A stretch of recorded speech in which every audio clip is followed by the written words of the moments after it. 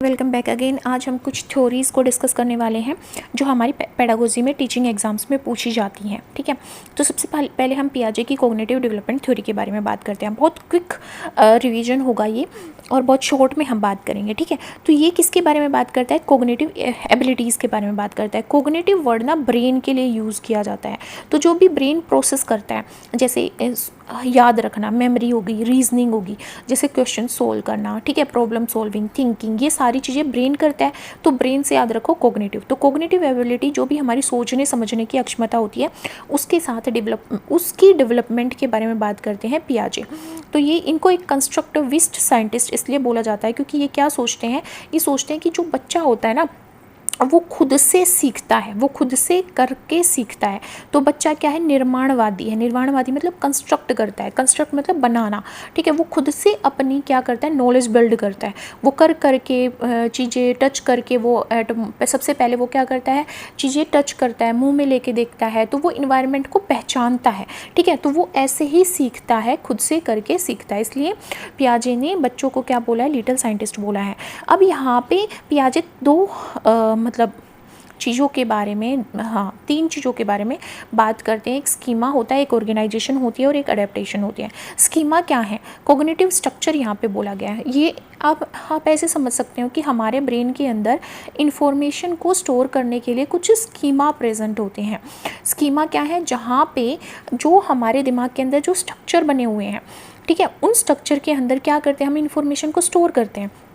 तो स्कीमा क्या है? इंफॉर्मेशन स्टोर करने के स्ट्रक्चर हैं। कॉग्निटिव हमारे ब्रेन में कॉग्निटिव स्ट्रक्चर्स हैं जहाँ पे इंफॉर्मेशन स्टोर होती है। नई इन्फॉर्मेशन आती है तो वो पुरानी इन्फॉर्मेशन से टकराती है, देखती है उस पुरानी इन्फॉर्मेशन को मॉडिफाई करना है या नहीं करना, नई इन्फॉर्मेशन को एज इट इज़ लेना है। ठीक है, इस तरह से स्कीमा मॉडिफाई होते हैं और बनते हैं, नए स्कीमा बनते हैं।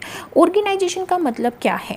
ऑर्गेनाइज करना, किसको? नॉलेज को। अब नॉलेज कैसे मिलेगी? हम इन्वायरमेंट से इंटरेक्ट करेंगे, हम अलग अलग प्रॉब्लम्स को फेस करेंगे, उस तरह से हमारी अलग अलग एक्सपीरियंसेस आएंगे। अब वो अलग अलग इन्फॉर्मेशन आएंगी, उन इन्फॉर्मेशन को ऑर्गेनाइज करना स्कीमास के अंदर ऑर्गेनाइजेशन कहलाती है। एडेप्टेशन का मतलब क्या है? एडेप्टेशन एक इनबोर्न टेंडेंसी है, सबके अंदर ये बाय बर्थ ही होती है कि हम जिस इन्वायरमेंट में रहते हैं उसको अडेप्ट कर लेते हैं, जिस लैंग्वेज के लोगों के बीच में रहते हैं उस लैंग्वेज को अडेप्ट कर लेते हैं, कल्चर को अडेप्ट कर लेते हैं, वहाँ के रीति रिवाजों को अडेप्ट कर लेते हैं।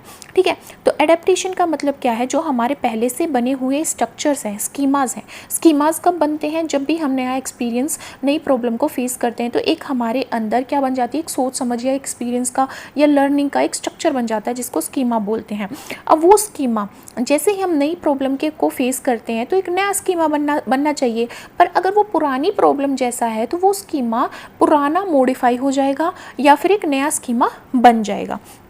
ठीक है, तो ये क्या है? एक इनबोर्न टेंडेंसी होती है डेवलप करने की, रिफाइन करने की, या नई इन्फॉर्मेशन को पुरानी स्कीमाज में एडजस्ट करके एक इक्विलिब्रियम इस्टेब्लिश करने की, सामंजस्य बिल्ड करना ही क्या कहलाता है? एडेप्टेशन। जैसे हम अपने इन्वायरमेंट के साथ सामंजस्य बनाते हैं वैसे ही हमारे ब्रेन में भी कन्फ्यूज़न ना क्रिएट हो, इसलिए एक इक्विलिब्रियम की स्टेट जब तक नहीं पहुंचती हम पजल रहते हैं, कन्फ्यूज़ रहते हैं। जैसे हम प्रॉब्लम से फेस करते हैं, हमें लगता है हमने पहले तो ये प्रॉब्लम फेस नहीं की, इसको कैसे डील करेंगे, क्या सोल्यूशन होगा, हम बौखला जाते हैं, फ्रस्ट्रेट हो जाते हैं, तो डिसइक्विलिब्रियम आ जाता है। बट जैसे ही हम उसमें क्या करते हैं? एडजस्ट करने लगता है, हम एक्सेप्ट कर लेते हैं बहुत सारी चीज़ों को, या एक्सेप्ट नहीं करते तो पुरानी चीज़ों को मॉडिफाई कर देते हैं, उसी को बोला जाता है एडेप्टेशन। और हमारे माइंड में, हमारे स्कीमास में क्या आ जाता है? इक्विलिब्रियम आ जाता है, सामंजस्य आ जाता है। अब एडेप्टेशन को फर्दर दो कैटेगरी में क्लासीफाई किया गया है, एसिमिलेशन और अकोमोडेशन। एसिमिलेशन का मतलब होता है नई इन्फॉर्मेशन को पुराने स्कीमास में फिट करना, इनकॉर्पोरेट करना, डालना। जैसे सारे सॉफ्ट टॉयज़ टेडी बियर होते हैं, पहले बच्चा ये समझता है, तो जितनी भी उसको नई इन्फॉर्मेशन मिली, जो भी सॉफ्ट लगा उसको लगा कि ये टेडी बियर है। ठीक है, तो उसने क्या किया? उसको पहले से पता था, उसका पुराना स्कीमा क्या था? उसको टेडी बियर से अवगत कराया गया था, उसको पता था कि टेडी बियर कुछ होता है। ठीक है, फिर उसको ये समझ में आया कि जितने भी सॉफ्ट टॉयज़ होते हैं वो टेडी बियर होते हैं, पर ऐसा तो नहीं होता कि वो सारे टेडी बियर होते हैं। ठीक है, पर उसने क्या किया? उस नई इन्फॉर्मेशन को पुरानी इन्फॉर्मेशन में फिट कर लिया, इसको बोलते हैं एसिमिलेशन। जैसे एक बच्चे को पता है कि एरोप्लेन फ्लाई करता है, अब उसको ये नहीं पता कि हेलीकॉप्टर भी होते हैं या बर्ड भी फ्लाई करते हैं, ठीक है, या फिर हमारे पैराशूट भी फ्लाई करते हैं। उसको लगता है सिर्फ एरोप्लेन फ्लाई कर सकता है, इसलिए जो भी हमारा व्हीकल फ्लाई कर रहा है उसको हम क्या बोल देते हैं, एरोप्लेन बोल देते हैं। तो वो क्या कर रहा है, नई इन्फॉर्मेशन को पुरानी में फिट कर रहा है, इसको बोलते हैं एसिमुलेशन। अकोमोडेशन का मतलब है जब हम पुराने स्कीमा को मॉडिफाई कर ले। अब धीरे धीरे बच्चे को पता चलेगा नहीं, हेलीकॉप्टर भी उड़ते हैं, ठीक है, जेट भी उड़ते हैं, ठीक है, और हमारे स्पेसशिप्स वगैरह भी होती हैं। तो उसको धीरे धीरे वो चीज़ पता चलेगी, तो नई इन्फॉर्मेशन आएगी तो वो पुरानी इन्फॉर्मेशन में उसको फिट करने की कोशिश करेगा, अकोमोडेट करेगा, ठीक है। इक्विलिब्रियम कब आ जाता है, जब एसिमुलेशन और अकोमोडेशन दोनों ही क्या हो, दोनों ही क्या करती हैं, दोनों ही मतलब काम करती हैं, तो हमारा इक्विलिब्रियम क्रिएट होता है। अगर अकोमोडेट नहीं कर पा रहे हम नई इन्फॉर्मेशन को तो डिसबैलेंस हो जाता है, डिफ़िकल्टी होती है हमें चीज़ों को समझने में, इसको बोलते हैं डिसइक्विलिब्रियम। जैसे छोटे बच्चे, जैसे 5th के पास जब बच्चे 6th 7th में आते हैं तो हम उनसे बहुत सारी चीज़ें अज्यूम करवाते हैं, जैसे लेट भाई ये हमारी वैल्यू होगी x मान लो। तो बच्चों को समझ में नहीं आता कि x क्या होता है, क्योंकि उनके लिए वो क्या होती है, एक न्यू इन्फॉर्मेशन होती है, नई इन्फॉर्मेशन होती है। तो स्टार्टिंग में बच्चों को बहुत कन्फ्यूज़न होता है, बहुत डिफ़िकल्टी होती है, उनको ऐसा लगता है कि मैथ बहुत टफ है, ठीक है, कैसे मान लें हम, कैसे कर लें ये चीज़ें। बट धीरे धीरे बाय प्रैक्टिस उनमें क्या आता है, अकोमोडेशन आती है। तो पहले चीज़ें असिमुलेट कर रहे थे, अब अकोमोडेट कर रहे हैं और इक्विलिब्रियम की स्टेट पे पहुंच रहे हैं। तो यहाँ पे पियाजे ने 4 स्टेट दी हैं डेवलपमेंट की। सबसे पहले आती है सेंसरी मोटर स्टेज। सबसे पहले क्या आती है, सेंसरी मोटर स्टेज आती है। तो सेंसरी मोटर स्टेट हमारी बर्थ से 2 साल का जब बच्चा होता है तब तक चलती है।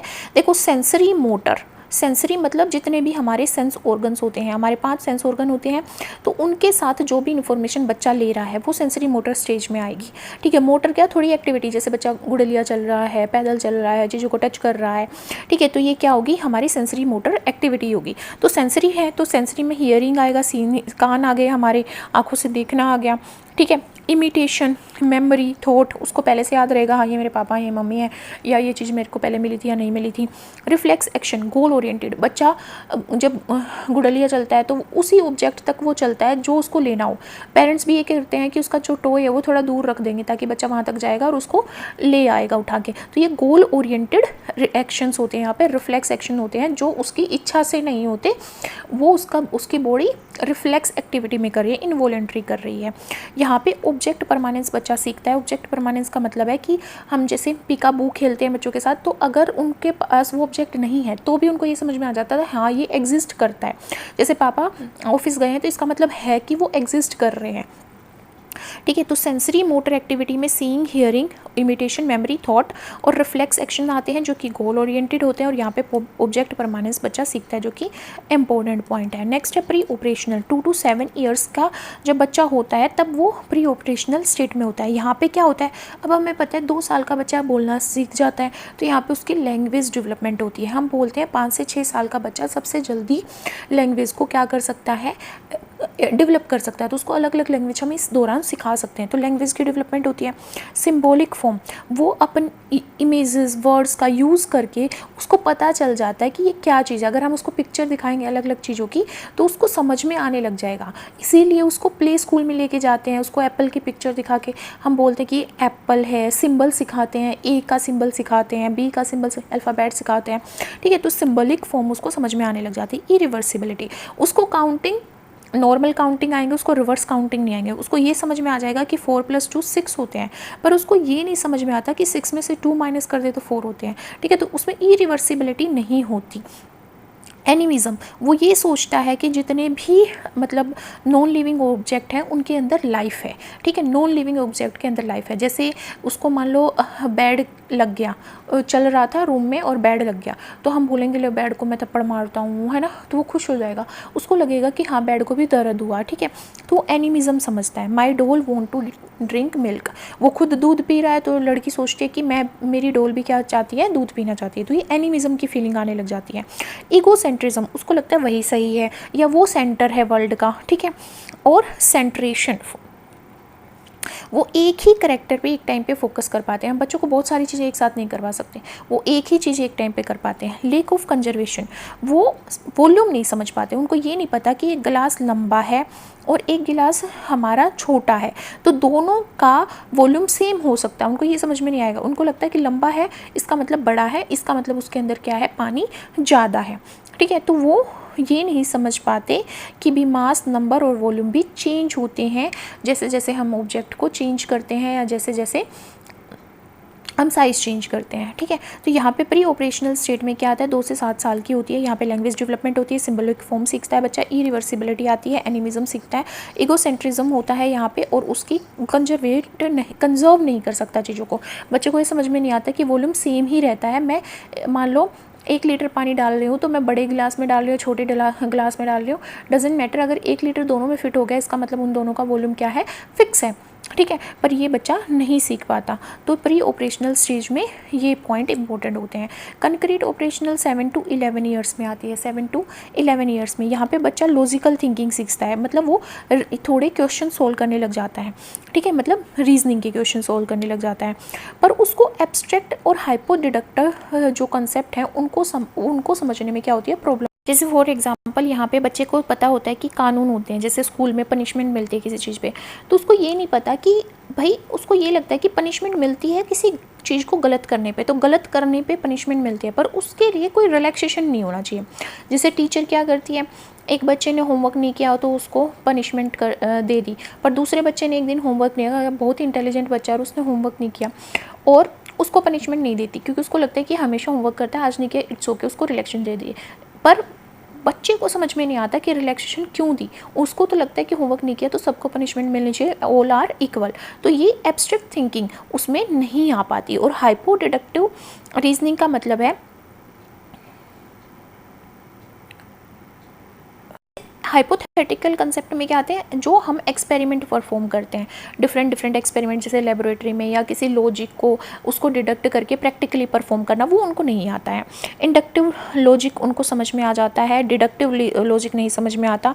और कंजर्वेशन, वो कंजर्व करने लग जाते हैं चीज़ों को, उनके समझ में आने लग जाता है कि 4 + 2 6 होता है, तो 6 - 2 हमारा 4 होता है, ये चीज़ें उनको समझ में आ जाती है। वो डिसेंट्रेशन में चले जाते हैं, रिवर्स चीज़ें भी वो कर लेते हैं, जैसे यहाँ पे ये रिवर्स मैकेनिज्म है, या फिर वो बोले कि रिवर्स उनको काउंटिंग आ जाती है। क्लासिफिकेशन, वो सीरिएशन करने लग जाते हैं। सीरिएशन का मतलब ऑब्जेक्ट्स को उनकी हाइट के अकॉर्डिंग या लेंथ के अकॉर्डिंग वो अरेंज करना सीख जाते हैं, असेंडिंग डिसेंडिंग ऑर्डर में।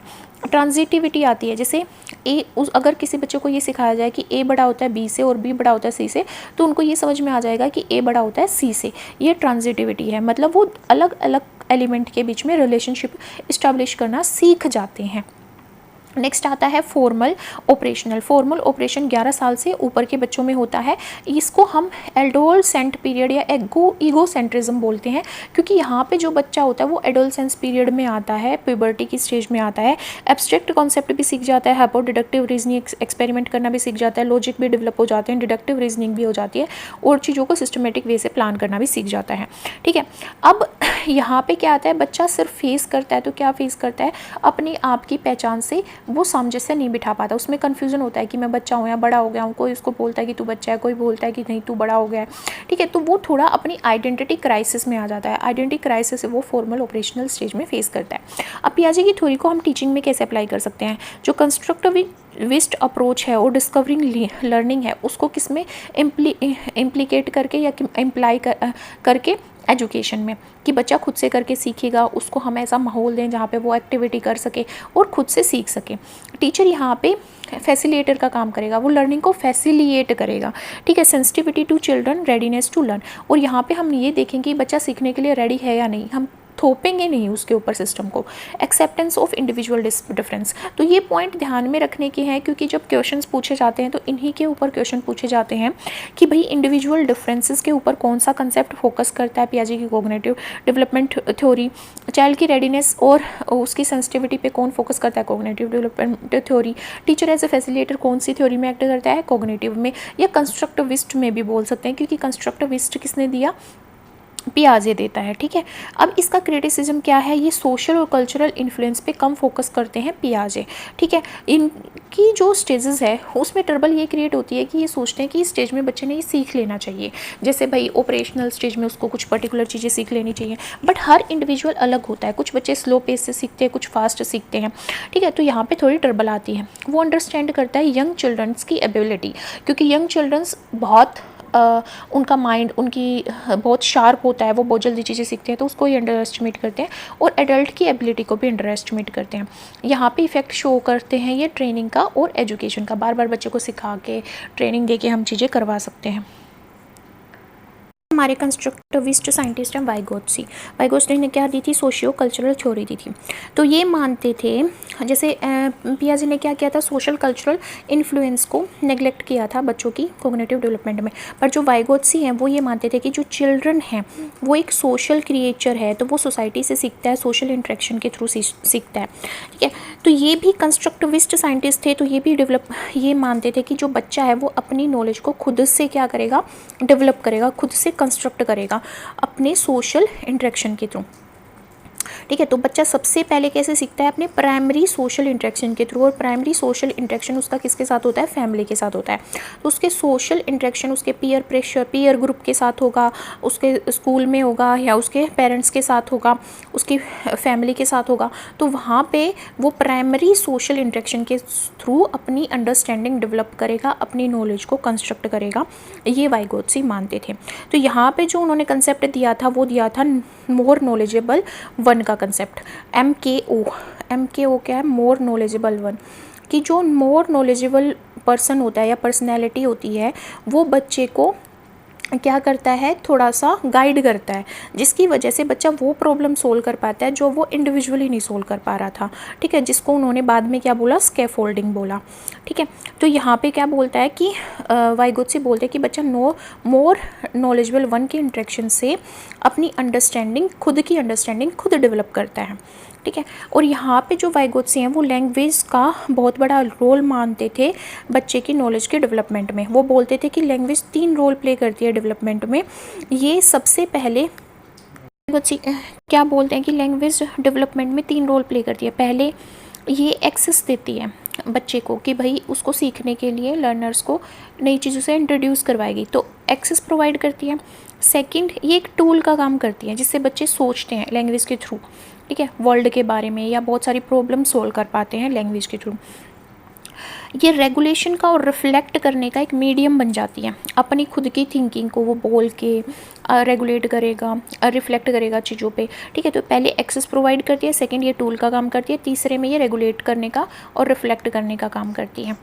जो मेन कंसेप्ट दिया था यहाँ पे वाइगोत्स्की ने, वो ZPD का कंसेप्ट दिया था, जोन ऑफ प्रोक्सिमल डेवलपमेंट का concept. ZPD, zone of proximal development. Zone of proximal development एक ऐसा जोन है जो डिफरेंस बताता है किसके बीच में, जब एक लर्नर बिना हेल्प के सीख सकता है उस जोन के बीच में, जहाँ पे वो 2 जोन बन गए जैसे। तो यहाँ पे मान लो एक जोन है जिसमें बच्चा बिना हेल्प के सीख सकता है, विदाउट हेल्प यहाँ पे सीख सकता है, और ये एक जोन है जिसमें ये वाला अंदर वाला जोन है, फॉर एग्जांपल ये वाला जोन है, अगेन बनाती हूँ यहाँ पे ये जोन है जो इसमें बच्चा बिना हेल्प के सीख सकता है, विदाउट हेल्प वो प्रॉब्लम को सोल्व कर सकता है। ठीक है, यहाँ पे वो किसी मोर नॉलेजेबल वन की हेल्प से प्रॉब्लम सोल्व कर सकता है। तो इन दोनों जोन के बीच में जो जोन आएगा उसको बोला जाएगा जोन ऑफ प्रोक्सिमल डेवलपमेंट। तो डिफरेंस होता है ये what A learner can do without help and what A learner can do with help. तो यहाँ पे वो किसकी हेल्प से सीखेगा, मोर नॉलेजेबल वन की हेल्प से सीखेगा। तो इसको 3 जोन में क्लासिफाई किया जाता है। पहला होता है actual development zone. Actual development zone वो जोन है जहाँ पे बच्चा बिना हेल्प के सीख रहा है, इंडिपेंडेंटली सीख रहा है। जैसे सिंपल एडिशन उसको आ रहा है बच्चे को, तो उसको हम एडिशन के सम दे देंगे तो वो ईजिली सीख जाएगा। एक है जोन ऑफ प्रोक्सिमल डेवलपमेंट, जहाँ पे वो गाइडेंस और सपोर्ट के थ्रू मोर नॉलेजेबल पर्सन की हेल्प से सीख रहा है, जैसे मल्टीप्लिकेशन हो गया, डिवीजन हो गया।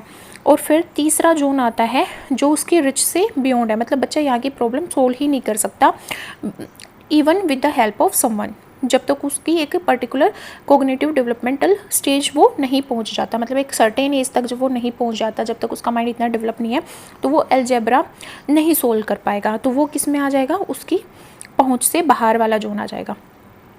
ठीक है, इसको हम क्लासरूम में कैसे यूज़ कर सकते हैं, जो जोन ऑफ प्रोक्सिमल डेवलपमेंट है उसको हम टीचिंग में इस तरह से यूज़ कर सकते हैं। जैसे बच्चे, पहले हमने कोई कंसेप्ट सिखाया, ठीक है, उस कंसेप्ट को सिखाते ही हम कुछ क्वेश्चंस देते हैं बच्चों को, और फिर क्वेश्चंस देने के बाद बच्चे उसका अगर आंसर नहीं कर पा रहे तो हम रेमेडियल टीचिंग करते हैं या फिर हम गाइडेंस प्रोवाइड करते हैं, क्योंकि टीचर यहाँ पे क्या बन जाता है, मोर नॉलेजेबल वन बन जाता है। तो वो हिंट देता है बच्चों को, तो बच्चे क्वेश्चन सोल्व कर पाते हैं और उनके अंदर एक कॉन्फिडेंस क्रिएट होता है और उनको वो कंसेप्ट समझ में आने लगता है। तो कोऑपरेटिव एंड पीयर ट्यूटरिंग के थ्रू, जैसे जो बच्चे कम सीख पाते हैं, जो एवरेज बच्चे होते हैं, उनको हम जो जिनका IQ अच्छा होता है उन बच्चों के साथ बैठा के हम ग्रुप टीचिंग से, पीयर ट्यूटरिंग से यहाँ पे कोऑपरेटिव टीचिंग इंट्रोड्यूस करवा सकते हैं अकॉर्डिंग टू वाइगोत्स्की थ्योरी, और गाइडेड पार्टिसिपेशन करवा के बच्चों का, और यहाँ पे 1-to-1 मेथड के थ्रू भी हम क्या कर सकते हैं, इसको इम्प्लीमेंट कर सकते हैं। 1-to-1 मेथड का मतलब है एक लेस कैपेबल पर्सन को हम पेयर कर देंगे एक एक्सेप्शनल या एक्सपीरियंस्ड बच्चे के साथ जो इंटेलिजेंट होगा। ठीक है, तो वो उसको सिखाएगा चीज़ें कि ऐसे तेरे को पढ़ना है, या ट्रिक्स प्रोवाइड करेगा, शॉर्टकट मेथड प्रोवाइड करेगा। तो ये 1-to-1 मेथड है जो हम वाइगोत्स्की थ्योरी के थ्रू अप्लाई कर सकते हैं टीचिंग में। और जो भी हम कॉन्टेक्स्ट, जिस भी कॉन्टेक्स्ट में हम टीचिंग कर रहे हैं उससे रिलेटेड हम रियल लाइफ प्रॉब्लम्स प्रोवाइड करके कोई डे टू डे लाइफ की एक्टिविटी करवा के हम बच्चे को सिखा सकते हैं, ताकि वो सोशली उस चीज़ को सीख सके। उसको ध्यान आएगा कि घर पे हम ये चीज़ें करते हैं। जैसे फॉर एग्ज़ाम्पल विनेगर में सिट्रिक एसिड होता है, तो सिट्रिक एसिड की प्रॉपर्टी हम उसको सिखा सकते हैं by introducing some kitchen concept. Vygotsky यहाँ पे किसको एनकरेज करते हैं, लैंग्वेज के यूज़ को इनकरेज करते हैं।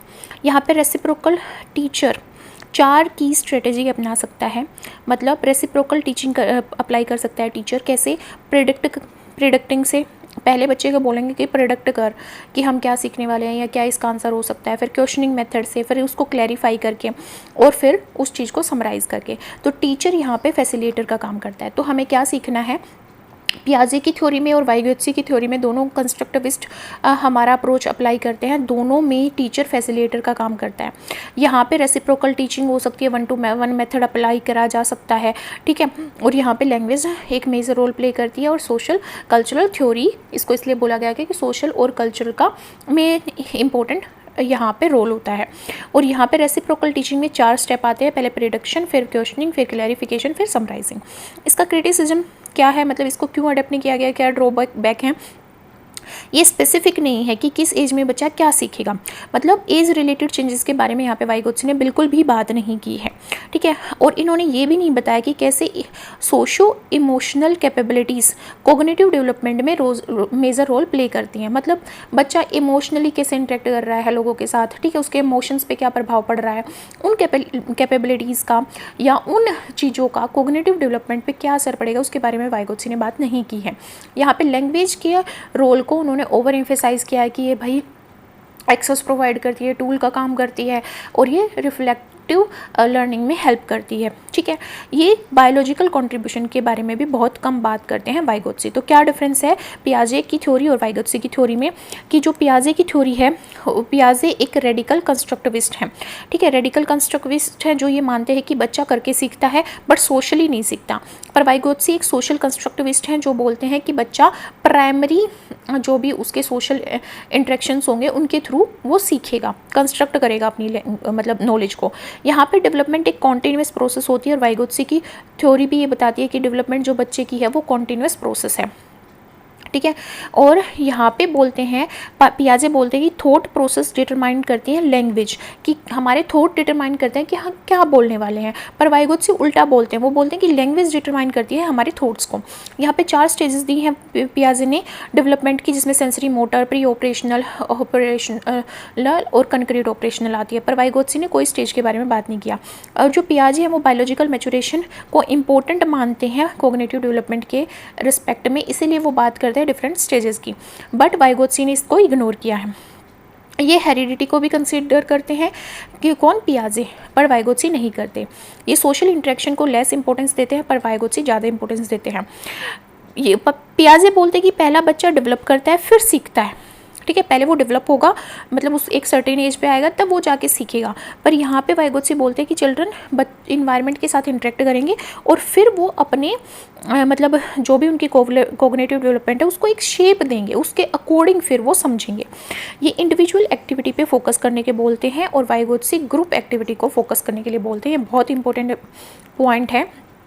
अगर DSSB में कर रहे हैं तो हमें DSSB एग्ज़ाम के लिए अगर आप इन थ्योरीज़ को समझ रहे हैं तो आपको इनको समझना है। समझना मतलब कि हम टीचिंग में इसको कैसे इम्प्लीमेंट करेंगे। जैसे कि फॉर एग्ज़ाम्पल वहाँ पे क्वेश्चन आते हैं कि हम रेमेडियल टीचिंग किस में देते हैं, जैसे वाइगोत्स्की की थ्योरी में देते हैं।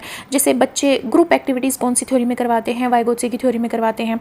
इंडिविजुअल एक्टिविटी किसकी थ्योरी में करवाते हैं, पियाजे की थ्योरी में करवाते हैं। इस तरह के क्वेश्चंस वहाँ पे पूछे जाते हैं। 1-to-1 इंटरेक्शन किसकी थ्योरी में है, जैसे 1-1 वाइगोत्स्की की थ्योरी में। फिर वहाँ पे इस तरह के क्वेश्चंस आते हैं, मतलब वहाँ पे अंडरस्टैंडिंग बेस्ड क्वेश्चंस आते हैं। बट अगर हम एस्टेट की बात करें तो वहाँ पे कैसे क्वेश्चंस आते हैं, फैक्चुअल क्वेश्चन आते हैं कि पियाजे ने कौन सी स्टेज में क्या बोला है, कौन सा कंसेप्ट दिया है, हेरिडिटी को इंट्रोड्यूस किया या नहीं किया, ठीक है। इस तरह से फैक्चुअल क्वेश्चंस आते हैं। तो लर्निंग बेस्ड क्या हो गया, एस्टेट का अप्रोच हो गया। अंडरस्टैंडिंग बेस्ड अप्रोच क्या होगा, DSSB का अप्रोच हो गया। नेक्स्ट हम बात करते हैं मोरल डेवलपमेंट थ्योरी की। तो सबसे पहले मोरल डेवलपमेंट थ्योरी किसने दी, पियाजे ने दी। पियाजे ने मोरल डेवलपमेंट थ्योरी भी दी है। वो बोलते हैं जो यंगल चिल्ड्रन है वो रूल्स के लिए रिजिड होते हैं। रिजिड क्या, वो मानते हैं पनिशमेंट देनी है तो सबको देनी है, किसी के लिए रिलैक्सेशन नहीं होना चाहिए, ठीक है। Thoughts related rules, moral judgement, punishment tended to change as they got older. But वो जैसे जैसे बड़े होते हैं उनको समझ में आता है कि हाँ भाई रिलैक्सेशन दे सकते हैं। तो उन्होंने 2 स्टेजेस की बात की है पियाजे ने मोरल डेवलपमेंट से रिलेटेड। पहली स्टेज होती है हेट्रोनोमस मोरलिटी, सेकंड है autonomous morality. Morality, moral principle, सही गलत का प्रिंसिपल, ठीक है। हेट्रोनोमस 4 से 7 साल है और उसके बाद 11 से 14 साल क्या आता है, ऑटोनोमस मोरलिटी। हेट्रोनोमस मोरलिटी बोलती है कि चिल्ड्रन मोरल राइट और रॉन्ग डिसीजन बेस्ड प्रिंसिपल्स पे बिलीव करते हैं, ठीक है। जो हमारे पेरेंट्स ने डिसाइड कर दिया, टीचर ने, स्कूल अथॉरिटी ने डिसाइड कर दिया कि बाहर नहीं जाना, ऐसे नहीं बोलना, गाली नहीं देनी, तो वो उसको सही और गलत मानते हैं और उन्हीं रोल पे वो विश्वास करते हैं, उनको रिजिड मानते हैं। बट और ये मोरल रीजनिंग रियलिज्म ये शो करता है कि मीन्स रूल्स आर फिक्स्ड। यहाँ पे जो हमारी हेट्रोनोमस मोरलिटी है वो बताती है, इसका मोरल रियलिज्म ये बताता है कि भी यहाँ पे रूल फिक्स्ड है, ठीक है। यहाँ पे उनकी सोच लिमिटेड है बच्चों की, तो वो उसके बियॉन्ड नहीं सोच पाते, रूल्स के बियॉन्ड नहीं सोच पाते, उसको तोड़ने के एस्पेक्ट में नहीं सोच पाते।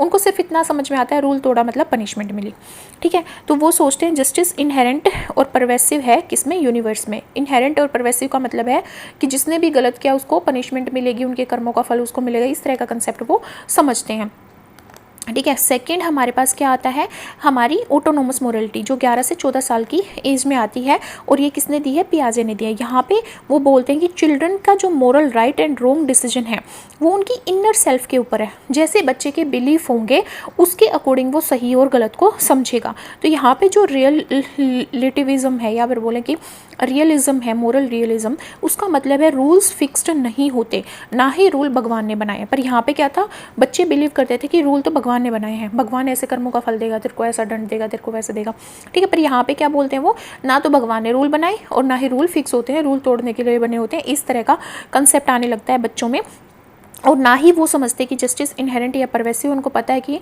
गलत करके भी लोग बच जाते हैं, ठीक है। ये कंसेप्ट उनके में बाद में आता है 11 से 14 साल की एज में, ठीक है। तो यहाँ इन दोनों स्टेज का मोरल हेट्रोनोमस मोरलिटी और ऑटोनोमस मोरलिटी के जो गैप है उसको बोला जाता है ट्रांजिशनल स्टेट या ट्रांजिशनल पीरियड। ये 7 से 11 साल की उम्र में आता है जिसमें मिक्स फीलिंग होती है बच्चों के अंदर मोरलिटी को लेके। नेक्स्ट आती है कोलबर्ग की थ्योरी ऑफ मोरल डेवलपमेंट, ठीक है।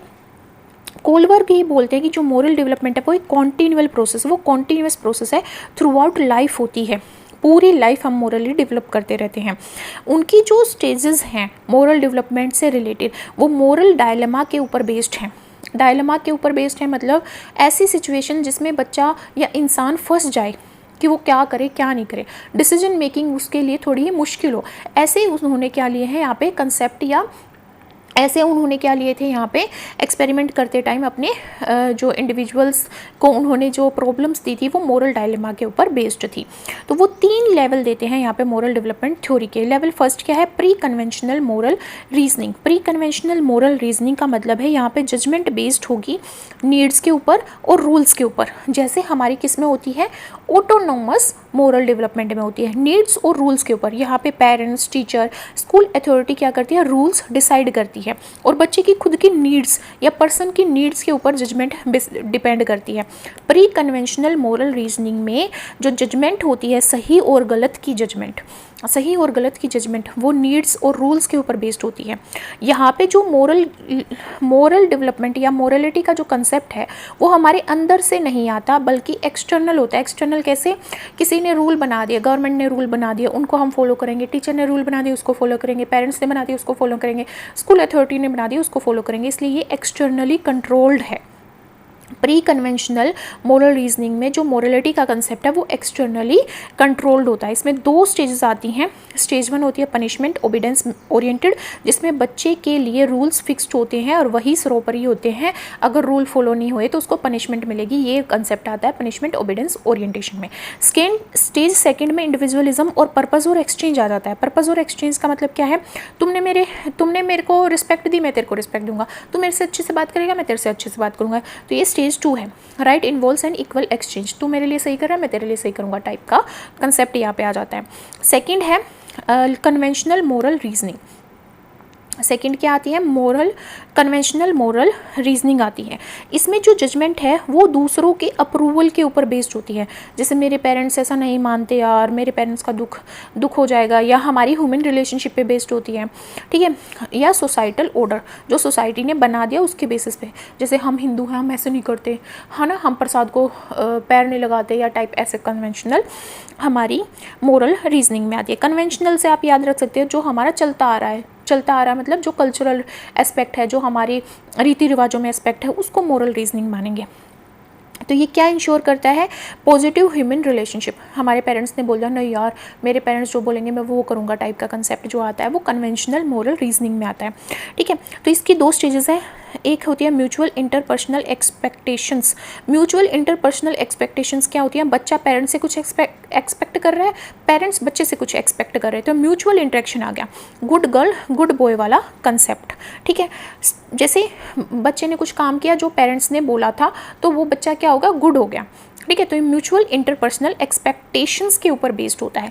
सेकंड होता है social system morality. Social system morality का मतलब जो सोसाइटी ने सिस्टम बना दिया, सोशल ऑर्डर बना दिया कि हमारी सोसाइटी में ये लो फॉलो होगा, कोई कुत्ते नहीं रखेगा, ठीक है, टाइप का कंसेप्ट। जस्टिस, ड्यूटी, ये ड्यूटी है कि एक दिन ये काम करेगा या सफाई सब करेंगे, या मतलब कुछ इस तरह का कंसेप्ट।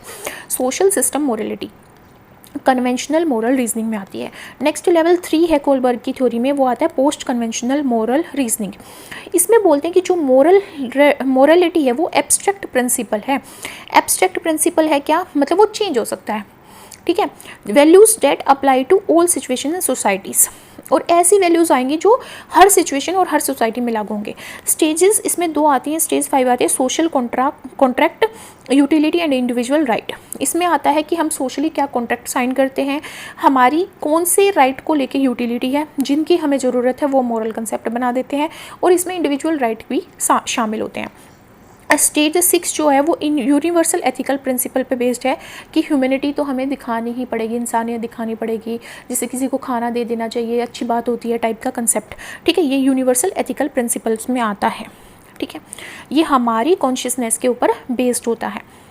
नेक्स्ट आती है इरेक्शन की psycho social theory. Erection psychosocial theory ये बोलती है आइडेंटिटी और ह्यूमंस का सोशल डिज़ायर, दोनों चीज़ इसमें मेजर रोल प्ले करती है। साइको मतलब हमारी आइडेंटिटी से रिलेटेड जो थ्योरी है, सोशल मतलब हम ह्यूमन बींग्स सोशली क्या सोचते हैं, क्या मानते हैं, क्या हमारी डिज़ायर्स होती हैं, ठीक है, वो दोनों ही चीज़ों के बारे में बात करते हैं इरेक्शन।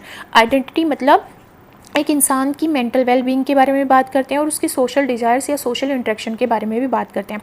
तो इरेक्शंस 2 चीज़ों को मिला के बात करते हैं, identity versus human social desire. तो इन्होंने डेवलप किया चेंजेस, ये बोलते हैं इरेक्शन बोलते हैं कि डेवलपमेंट होती है चेंजेस की।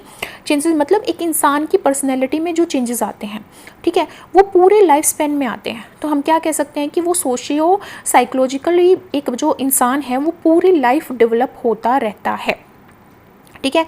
और ये किसके ऊपर डिपेंड करते हैं कि किस क्वालिटी का उसको सपोर्ट मिल रहा है। जो उसकी जो डेवलपमेंट है, साइकोलॉजिकली डेवलपमेंट या सोशली डेवलपमेंट, बच्चा सोशली कैसे डेवलप करेगा या साइकोलॉजिकली कैसे डेवलप करेगा, वो किसके ऊपर डिपेंड करती है कि कितना सपोर्ट उसको प्रोवाइड किया जा रहा है, किसके थ्रू, सोशल इन्वायरमेंट के थ्रू। और यहाँ पे सोशल इन्वायरमेंट में इरेक्शन के थ्रू कौन आता है, पेरेंट्स आते हैं और केयर गिवर्स आते हैं। केयर गिवर्स जैसे चाचा चाची, मामा मामी, ठीक है, या दादा दादी, ठीक है। तो पेरेंट्स और जो केयर गिवर्स हैं वो किसी बच्चे को कितना क्वालिटी ऑफ सपोर्ट प्रोवाइड कर रहे हैं, इसके ऊपर डिपेंड करता है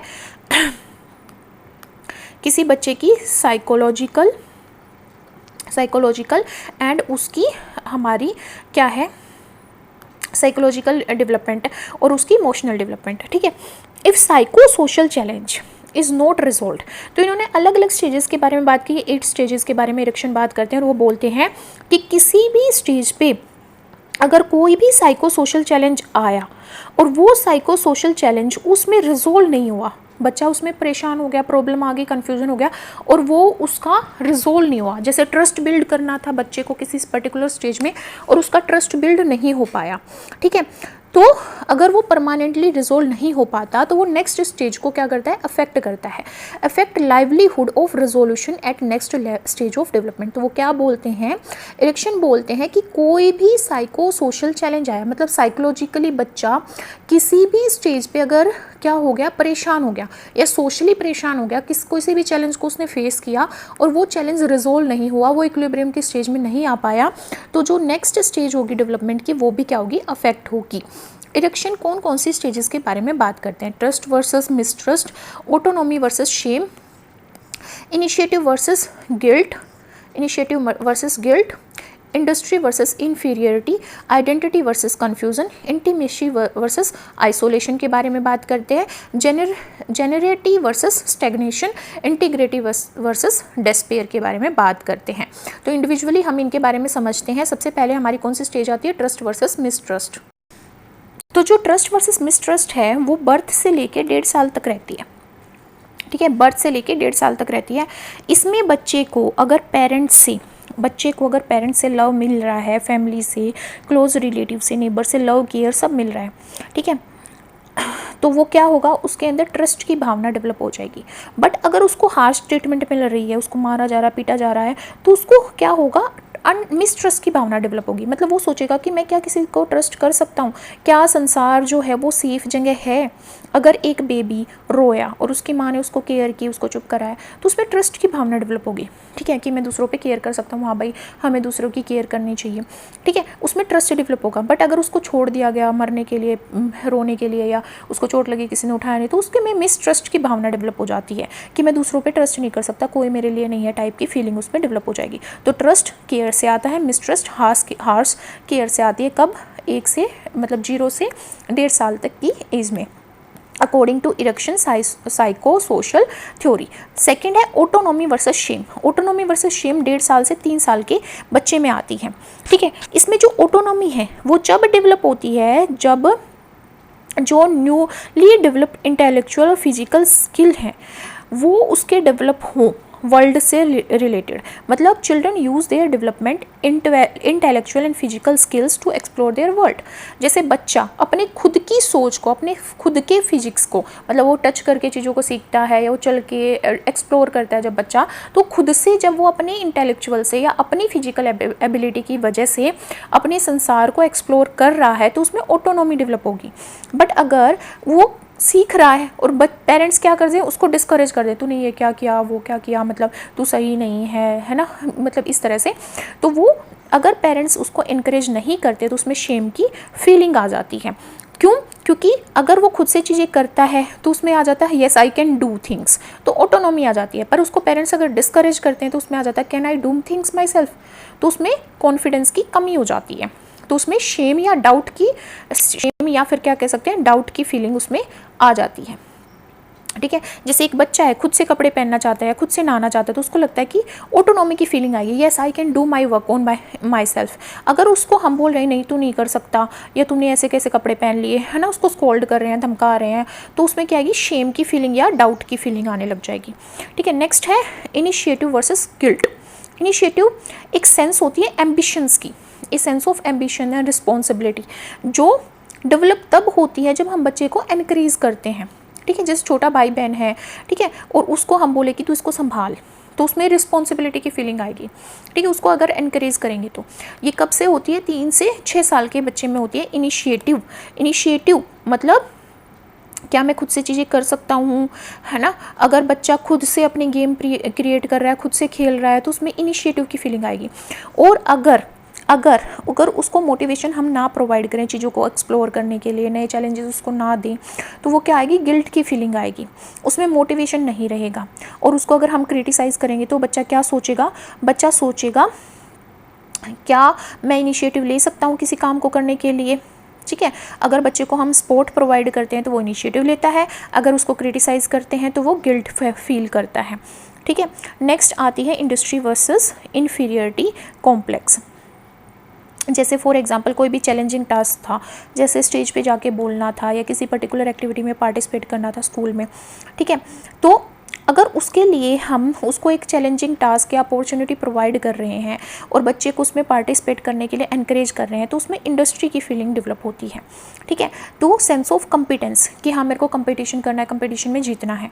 ठीक है, तो उसको सक्सेस का पता चलता है, उसको चैलेंजेस का पता चलता है। 6 से 12 साल के बच्चे में ये होता है। तो इंडस्ट्री की फीलिंग कब आएगी, जब उसको हमने चैलेंजेस देंगे। जैसे स्कूल में कोई कंपटीशन हो रहा है, उसमें पार्टिसिपेट करने के लिए बोलें, तो उसमें चैलेंजिंग टास्क को फेस करना, सक्सेस कैसे आती है, कंपटीशन कैसे करना है, ऐसी फीलिंग्स जब डेवलप होती है तो वो इंडस्ट्री के अंदर आती है। इन्फीरियरिटी का मतलब क्या होता है, अगर बच्चे को फेलियर फेस करना पड़ा या पेरेंट्स ने ब्लेम कर दिया तेरे से कुछ नहीं होगा, तू स्टेज पे जाके बोल ही नहीं सकता, या रहने दे तेरी गंदी आवाज़ है, या रहने दे मतलब तेरे से इंग्लिश अच्छी नहीं बोली जाएगी, मतलब इस तरह से, तो उस बच्चे में इन्फीरियरिटी कॉम्प्लेक्स आ जाता है। इन्फीरियरिटी कॉम्प्लेक्स आ जाता है बच्चे में, क्या आ जाती है, नेगलेक्ट की फीलिंग आने लग जाती है। वो सोचने लग जाता है क्या मैं कम्पिटेंट हूँ, क्या मैं सक्सेस हो सकता हूँ या नहीं सक्सेसफुल हो सकता। ठीक है, तो अगर हम स्टूडेंट को होमवर्क करने पे भी अगर प्रेज कर रहे हैं तो उसमें इंडस्ट्रीज फीलिंग आती है, अगर उसको क्रिटिसाइज़ करें तो वो इन्फीरियरिटी कॉम्प्लेक्स का शिकार हो जाता है, और ये 6 से 12 साल के बच्चे में होता है। Identity versus confusion. Identity versus confusion 12 से 18 साल की एज में होता है, जब एडोलसेंस पीरियड में बच्चा आता है, जब उसकी प्यूबर्टी हिट करती है, जब प्यूबर्टी आती है बच्चे में, उस टाइम पे क्या होता है, आइडेंटिटी वर्सेस क्राइसिस आता है। आइडेंटिटी वर्सेस क्राइसिस में होता है कि मैं कौन हूँ, क्योंकि कोई तो उसको बोलता है यार तू बच्चा नहीं रहा, अब ऐसी हरकतें मत कर, कोई उसको बोलता है तू बच्चा है, तेरे को नहीं समझ में आएगा, तो उसमें आइडेंटिटी वर्सेस कन्फ्यूजन की भावना आने लगती है। ठीक है, बहुत सारे रोल्स और के बारे में बच्चे सोचते हैं कि नहीं मैं अपने मतलब मम्मी को मैं ले जाऊंगा, मम्मी के साथ चला जाऊंगा, या मैं सामान खुद से ले आऊँगा मार्केट से, या मैं अपने जो सिबलिंग्स हैं छोटे उनका ध्यान रख सकता हूँ। पर अगर हम बोले कि नहीं तू छोटा है, तू ये नहीं कर सकता, तो उसमें क्या आता है, आइडेंटिटी क्राइसिस बच्चा फेस करता है। बट उसको अपॉर्चुनिटी प्रोवाइड करते हैं, प्रेज करते हैं, उसको फ्रीडम प्रोवाइड करते हैं, उसको स्पेस प्रोवाइड करते हैं, उसकी लाइफ में गोल सेट करते हैं और कंट्रोल नहीं करते उसको ज़्यादा, तो उसमें आइडेंटिटी अच्छे से डेवलप होती है। अदरवाइज उसमें क्या आ जाता है, कन्फ्यूजन क्रिएट होता है। तो ये किस में आता है, एडोलसेंट पीरियड में आता है। नेक्स्ट होती है इंटीमेसीज वर्सेस आइसोलेशन। 20 से 40 साल की एज में जब बच्चे एडल्ट स्टेज में आते हैं। ठीक है, इंटीमेसी मतलब इंटीमेट रिलेशनशिप। ठीक है, जैसे लव रिलेशनशिप्स। ठीक है, तो अगर बच्चे ने उसके अच्छे रिलेशनशिप रहे, उसके रोमांटिक रिलेशनशिप अच्छे हैं, या उसके फ्रेंड सर्कल अच्छा है, उसके क्लोज फ्रेंड्स हैं काफ़ी, तो उसको वो इंटीमेसी डेवलप करेगा, वो जाएगा, सोशल होगा, लोगों से बात करेगा। बट अगर उसके फेलियर रहे हैं, रिलेशनशिप अच्छी नहीं रही, या कोई उसको पसंद नहीं करता, या उसके फ्रेंड नहीं बने, तो वो आइसोलेट हो जाएगा। ठीक है, 20 से 40 साल की एज में होता है। जेनरेटी एंड स्टैग्नेशन, ये 40 से 60 साल की एज में होता है। जेनरिटी का मतलब क्या है, जेनरस वर्क करना, वेलफेयर, दूसरों के वेलफेयर के लिए अगर कोई काम कर रहा है, तो उनमें क्या सेल्फ सेटिस्फेक्शन की फीलिंग आती है ओल्ड एज में, 40 से 60 साल की एज में। सेल्फ सेटिस्फेक्शन आता है, उनको लगता है मेरा जीवन क्या हो गया, सफल हो गया, क्योंकि मैं जनरस वर्क कर रहा हूँ, दूसरों के लिए काम कर रहा हूँ, दूसरों के वेलफेयर के लिए काम कर रहा हूँ, उनके अंदर खुशी की फीलिंग आती है। They are alive and happy people. But जिन्होंने जो रिटायरमेंट ले ली है वो वेलफेयर के लिए भी काम नहीं कर रहे, वो घर पे पड़े रहते हैं, तो उनके अंदर ना सेल्फ एब्जॉर्ब्ड हो जाते हैं। वो उनके अंदर ना मतलब वो परेशान रहने लग जाते हैं, टेंस रहने लग जाते हैं। इंटीग्रिटी वर्सेस डेस्पेयर, ये 40 साल से डेथ के टाइम तक आता है, जिसमें इंटीग्रिटी वो है जिसमें जो ओल्ड पीपल हैं वो ये एक्सेप्ट कर लेते हैं कि हाँ भाई मैंने जीवन जी लिया, मेरे को जो भी लाइफ में करना था वो सब मैंने कर लिया, मैंने एक बहुत अच्छी लाइफ जी है और अब मेरी मौत भी हो जाए तो कोई मतलब मेरे को गिला सिकवा नहीं है। एक सेटिस्फाइड डेथ या एक्सेप्ट कर लेना मृत्यु को, वो इंटीग्रिटी है। डेस्पेयर का मतलब है उनको गिल्ट होना कि मैं यार मैंने ऐसा लाइफ में क्यों किया, या मैंने उसके साथ बुरा क्यों किया, है ना, मतलब मैंने अपनी लाइफ में बहुत बुरा किया है ना, इस तरह की फीलिंग्स आना, और वो मरने से डरते हैं, वो डेस्पेयर की फीलिंग होती है। तो ये हमारी 8 स्टेजेस थी सोशियो डेवलपमेंट थ्योरी की, जो किसने दी है, एरिक्सन ने दी है।